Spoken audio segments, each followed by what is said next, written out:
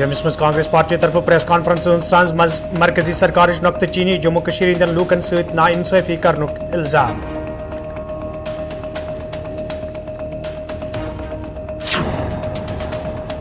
तो वादी हंदिस माहौलियात हवाले तशवीशनाक रिपोर्ट ब्रोह कुन माहिरों तरफ अफसोसुक इजहार बड़िस डिजास्टरस कुन इशार।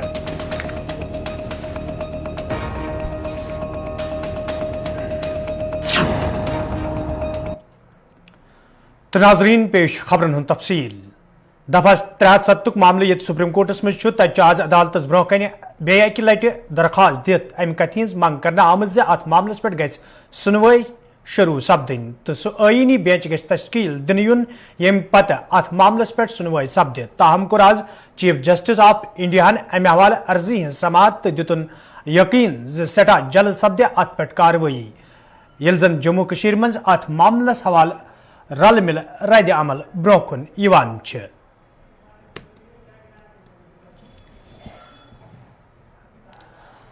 नेशनल कॉन्फ्रेंस पार्टी हंद सदर तो मेंबर पार्लियामेंट डॉक्टर फारूक अब्दुल्लाहन सुप्रीम कोर्ट के फैसलो खैर मकदम करान वोनमुत ज लूख अत मामलस हवाले सुप्रीम कोर्ट के फैसलुक इंतजार करान ये जन तमो वोन ये अक तरफ मरकजी सरकार तरफ जम्मू कश्मीर हंद हालात बेहतर वन तत जम्मू कश्मीर मज असम्बली इंतखाब अमल मज अन्नस हवाले का संजीदा कदम तुलन यवान।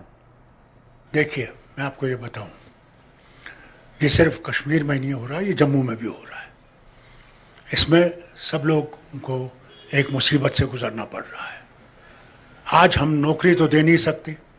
अगर इंसान ने 50 साल पहले एक दुकान बनाई है, उसे रोजी रोटी कमा रहा है, आज ही ज़रूरी था उनकी दुकानों को उड़ाने का, और इस सर्दी के मौसम में कि इनको सोचना चाहिए था।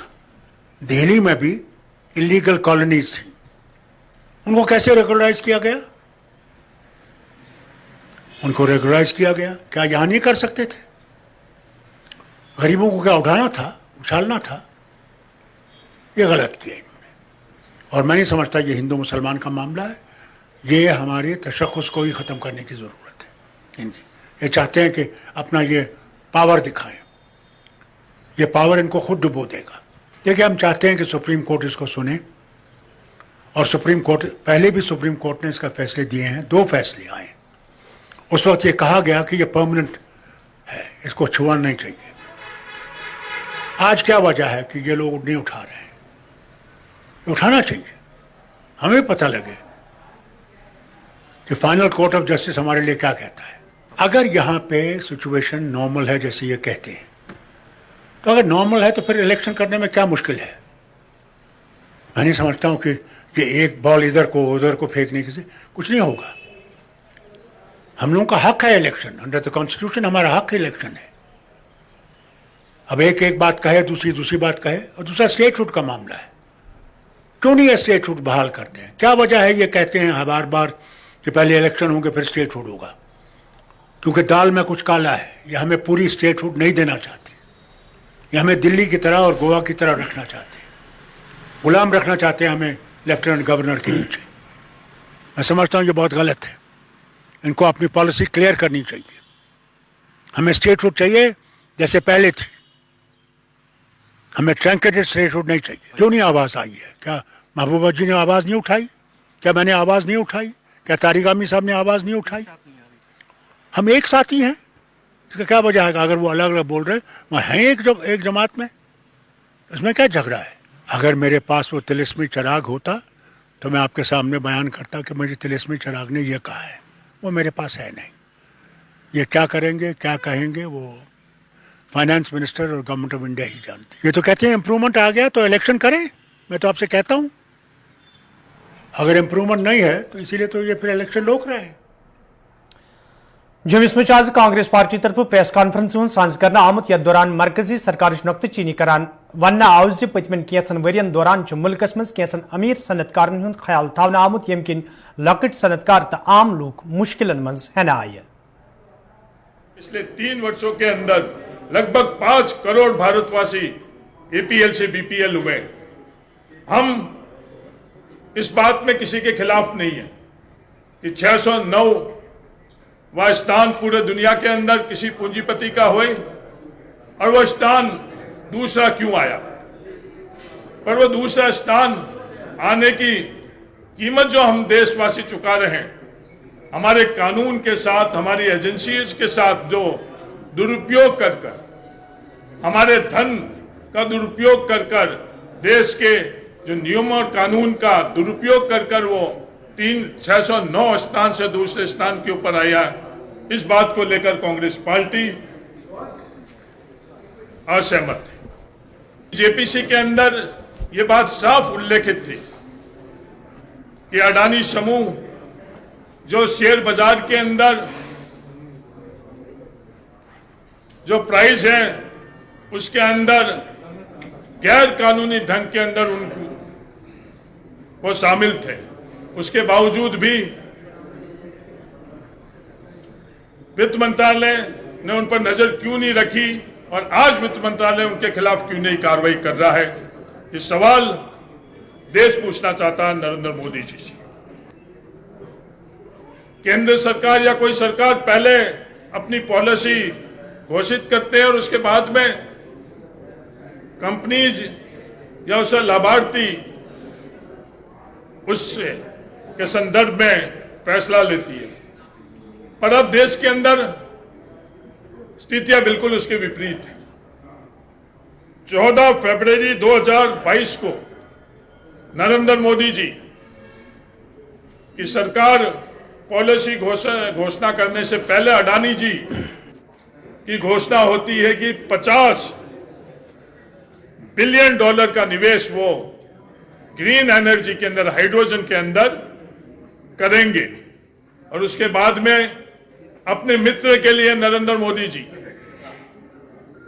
4 जनवरी 2023 को केंद्र सरकार के वित्त मंत्रालय यह घोषणा करता है, उनकी मदद करने के लिए घोषणा करता है 19,744 करोड़ रुपए राष्ट्रीय हरित हाइड्रोजन मिशन के लिए मंजूरी दी जाती, जो उनकी सहयोगी कंपनी टोटल एनर्जी जब ये पूरी की पूरी हिडेनबर्ग रिपोर्ट आने के बाद में जो सच्चाई उनके पास है, तो उन्होंने इसको विड्रॉ कर लिया, उनके साझेदारी को विड्रॉ कर दिया।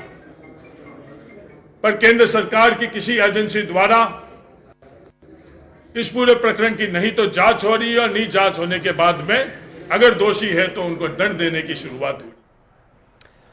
वादी हंदिस माहौलियाती आलूदगी हवाले ये कई तशवीशनाक रिपोर्ट ब्रोह कुन आई, तच माहिर माहौलियातो तरफ तशवीशुक इजहार करान वन आमुद यदवै माहौलियाती तवाजुन बरकरार थावनस हवाले संजीद कदम तुलन यन तेल छुन सह दह दूर येल वादी कशीर अकिस बड़िस डिजास्टरस मज है नहीं। आपको मालूम होना चाहिए कि हम सीज्मिक जोन 4 और 5 पे है, हाईएस्ट सीज्मिक जोन में हमें 4 और 5 पे है। अल्लाह रहम करे, अल्लाह न चाहते, अगर यहाँ पे जलजला ऐसा होता है हमको बिल्डिंग्स मारेंगी, हमको इतना जलजला नहीं करेगी जितना बिल्डिंग्स मारेगी, क्योंकि यहाँ पे कंस्ट्रक्शन पे कोई रोक ही नहीं कहीं पे। कंस्ट्रक्शन में जो हम लॉन्ग बिल्डिंग्स, ह्यूज बिल्डिंग्स बना रहे हैं सीमेंट और कंक्रीट का, वो जंगल्स हम बना रहे हैं। टूरिस्ट स्पॉट्स की बात कर लीजिए, आप घर की बात कर लीजिए, आप श्रीनगर के अराउंड मेरे यहाँ हैदरपोरा में कितने ह्यूज बिल्डिंग्स बन रही हैं। तो ये हमारा कंस्ट्रक्शन होना ही नहीं चाहिए ऐसा। Who is giving permission for such huge buildings in Jammu and Kashmir? ये बियॉन्ड इमेजिनेशन है। अगर ये होता है, अल्लाह रहम करे, हम नहीं निकलेंगे जलजले से। बिल्कुल है, हमको होना चाहिए। उस दिन 2005 में वो वाला इलाका इफेक्ट हो गया, अब तो हम हो जाएंगे इफेक्ट। हमको बिल्डिंग्स, हमको जलजला नहीं इतना करेगा जितना बिल्डिंग्स हमको मारेंगी ना। प्रेडिक्शन नहीं होता है, प्रेडिक्शन अर्थक्वेक में प्रेडिक्शन नहीं है, ये अल्लाह ताला तक है, ये हमारे हाथ में नहीं है। आप ट्रेस कर लीजिए ना अपने वाटर बॉडीज, आप झेलम को ट्रेस कर लीजिए, आप दूधगंगा को ट्रेस कर लीजिए। राइट एंड लेफ्ट सिर्फ हमारे मकान आए हैं, हैबिटेशन आ रही है, और उसका जो फुजला है, उसका जो एफ्लुएंट है किचन का, वो सारा इनमें जाता है। इवन हमारे टॉयलेट्स जो है बहुत सारी जगहों पे रिवर्स बेड्स पे है, तो ये सारा जाएगा उधर ही, जाएगा कहाँ? क्योंकि उसका ट्रीटमेंट नहीं है, उसका कोई ट्रीटमेंट कहीं कोई नहीं करता है, तो विद द रिजल्ट तो मरना ही है एक्वेटिक को। बहुत ज्यादा वी आर हम ये शायद या तो सरकार सीरियस नहीं है या कुछ ऐसा हो रहा है कि यहाँ पे क्लाइमेट चेंज में जो हमने state action plan on climate change बनाया है उसमें हमने आइडेंटिफाई किया है, जो ग्लोफ की बात कर रही है, मैं पीछे वो आरिफ शफी वानी की 2-3 आर्टिकल्स देखे हुए मैंने, कि ग्लोफ का जो है, जो हमारे ग्लेशियर लेक हो रहे हैं मेल्ट, उससे हमारी फ्लडिंग होगी। हम आप किस किस चीज की बात करें, आप बिल्डिंग्स की बात करें, आप एग्रीकल्चर की बात करें, आप हॉर्टिकल्चर की बात करें, आप वाटर रिसोर्सेज की बात करें, आप किस चीज की बात नहीं करेंगे हमारा इफेक्ट जहां पे हो गया है। Climate change has affected every aspect of our life. Climate change है, आप फरवरी आज है, आप देखिए यपर पोल्यूशन कंट्रोल बोर्ड के जिम्मेदारों तरफ अमे हवाले कत करान वन आमुत बोर्ड तरफ जिम्मेदारी खुशअसलूबी सान अंजाम दिन ये जन बोर्ड जिम्मेदारों तरफ वन आव ये रिपोर्ट ब्रोह कुन इन माहिरों तरफ तशवीश इजहार करना आव, ताहम माहौलियाती तवजुन बरकरार थाने बापत रलित मिलित काम करने जरूरत, युत जन तम तशवीश दूर करने इन जन रिपोर्ट ब्रोह कुन इन पैद सपदमेत।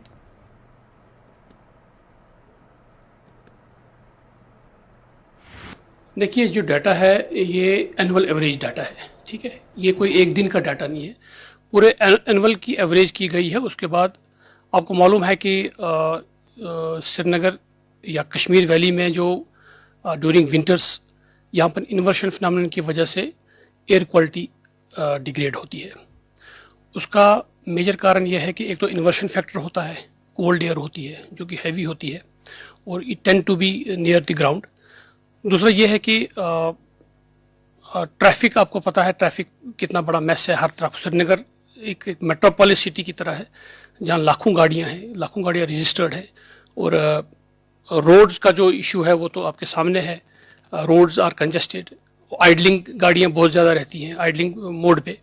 तो उसके अलावा पूरा श्रीनगर सिटी जो है इस वक्त पूरे डेवलपमेंटल फेज़ में जा रही है।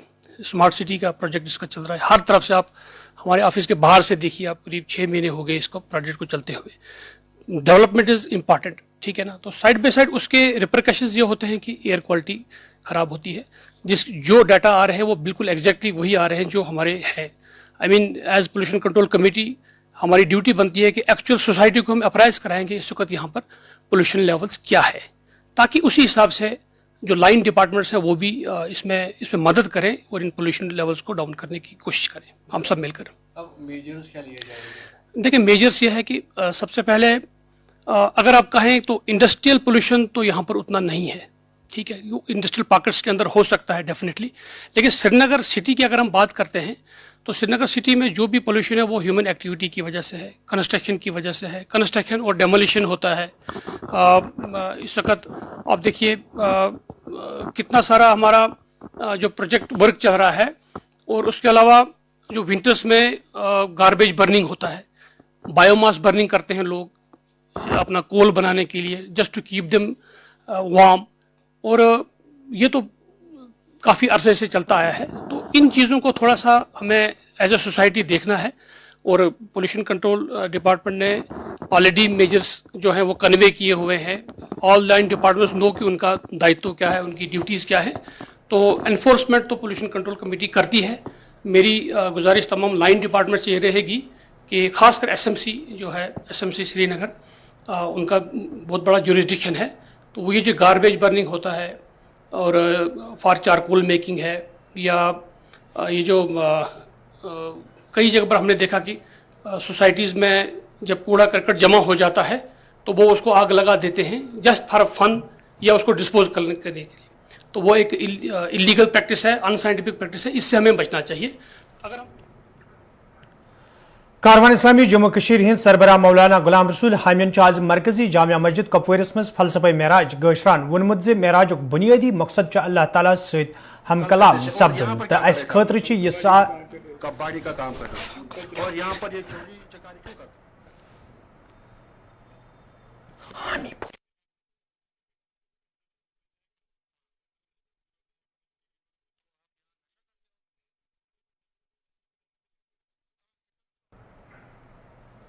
नाजरीन कोशिर खबरनाम जारी, ये निमो तिजारती वक्फ।